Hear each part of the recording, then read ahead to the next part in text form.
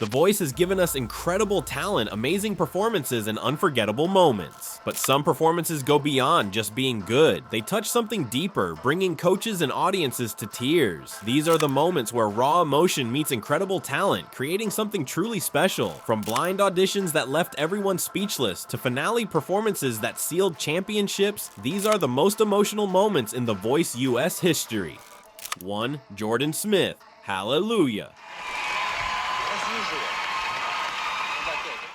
By the time season 9 reached the top 10, Jordan Smith was already a favorite, but his performance of Hallelujah took everything to another level. Standing on a grand staircase with a choir backing him, he delivered a version of the Leonard Cohen classic that was nothing short of breathtaking. His voice, filled with both power and gentleness, soared through every note with incredible control. Coaches were openly crying, the audience was completely captivated, and for those few minutes, nothing else mattered. It wasn't just a flawless vocal performance, it was a deeply moving experience that connected with everyone watching. From the moment I met you, I said this is just important what you do. Like, you lift people, you lift me.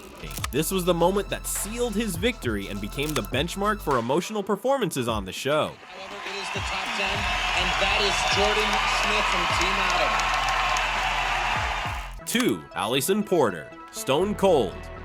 Alisan Porter came to The Voice with a past. A former child actress, she had stepped away from the spotlight to overcome personal struggles. The Voice changed my life in the fact that I've just been able to do what I love. Her performance of Stone Cold was where all of that pain and resilience came pouring out. She didn't just sing the Demi Lovato song, she lived every single word of it. You could hear the fragility in her softer moments and feel her strength in the powerful high notes. The final notes were so full of raw emotion that they left everyone, including Coach Christina Aguilera, in tears. It's too good. Oh my gosh. It's so, I mean, I cannot wait for the Alisan album. Like, I cannot wait for this album to come out. It was a performance that was almost uncomfortable in its honesty, and it was that authenticity that made her the undeniable winner of season 10. 3. Kennedy Holmes, Turning Table. When the coaches heard The Voice singing Adele's Turning Tables, they heard soul, control, and deep emotion. One by one, their chairs turned, and with each turn, their jaws dropped. Standing on the stage was a 13-year-old girl. The shock was visible. How could someone so young sound so mature?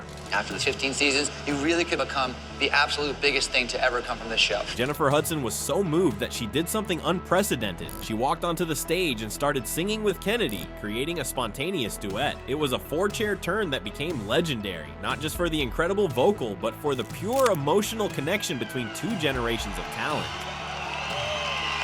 You are amazing. Okay. 4. Chris Blue, Take Me to the King. Throughout season 12, Chris Blue was known for his high-energy performances. He could dance, command the stage, and get everyone on their feet.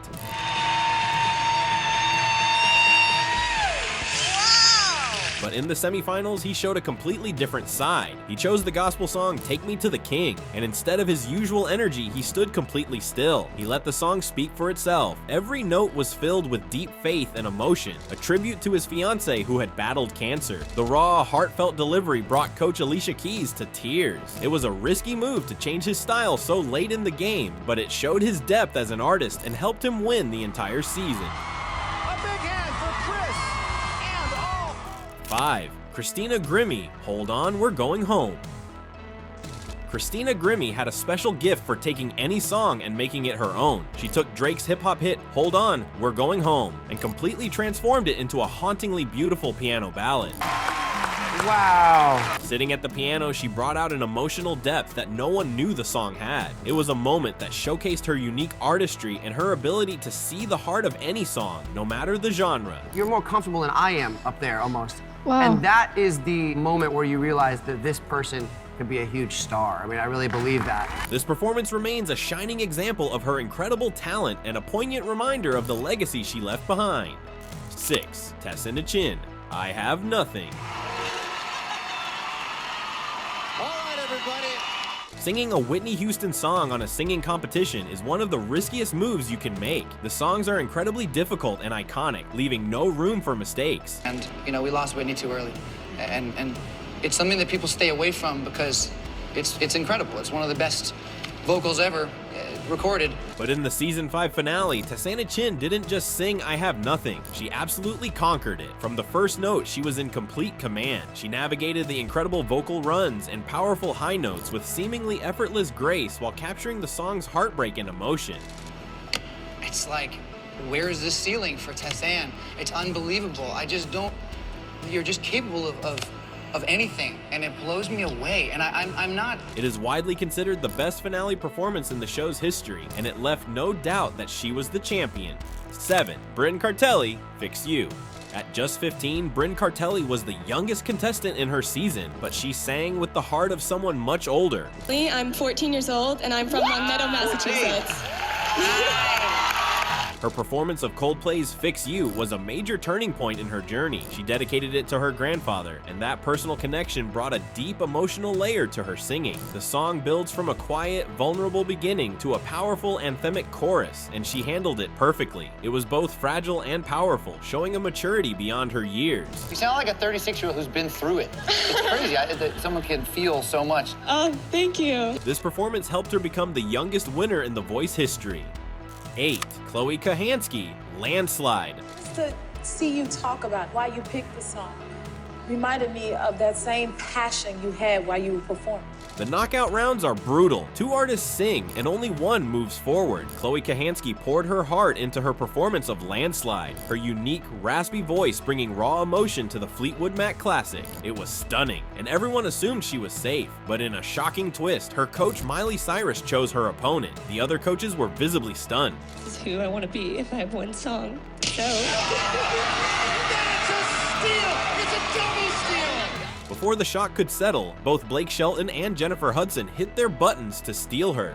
Blake made a passionate plea, and Chloe chose his team. That performance and the steal that followed set her on a new path, and she went on to win the entire season for Team Blake.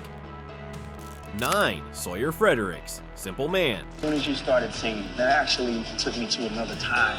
This is your destiny. Sawyer Fredericks was just 16, but he had the voice of an old soul. His rendition of Simple Man felt less like a cover and more like his own story. His raw, bluesy voice and genuine connection to the lyrics about a mother's simple advice created a powerful experience. It's hard to do that one justice. Man, you did it justice. You did an incredible job. I'm a fan of yours. He built the song beautifully, starting soft and gentle before building to a passionate chorus that completely captivated everyone. It was authentic to who he was, and that honesty and emotional depth made him the winner of Season 8. 10. Sundance Head, At Last. Sundance Head's journey to The Voice was his second chance at stardom. He had competed on American Idol years before, but was eliminated early. And then I was a struggling musician, sometimes for no money at all. My wife says, well, you should try for The Voice. For his finale performance, he made a bold choice, the Etta James R&B classic At Last. He took the song and completely transformed it, infusing it with his signature bluesy country soul. He sang with passion and gratitude as if he was singing about his own journey of finally finding his moment. I'm going to sing the song about making it to the finale and hopefully attaining dream of, success in the business. The emotional weight of the performance secured his victory and left everyone in tears. 11. Danielle Bradbery, Who I Am.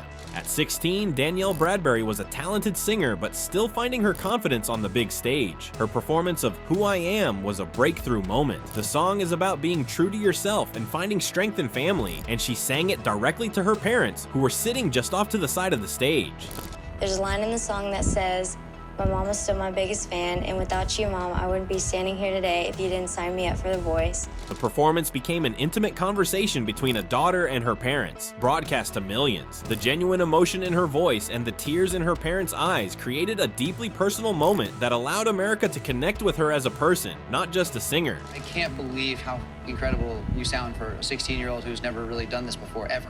That vulnerability carried her to winning Season 4. 12. Janice Freeman and Katrina Rose, WOMAN.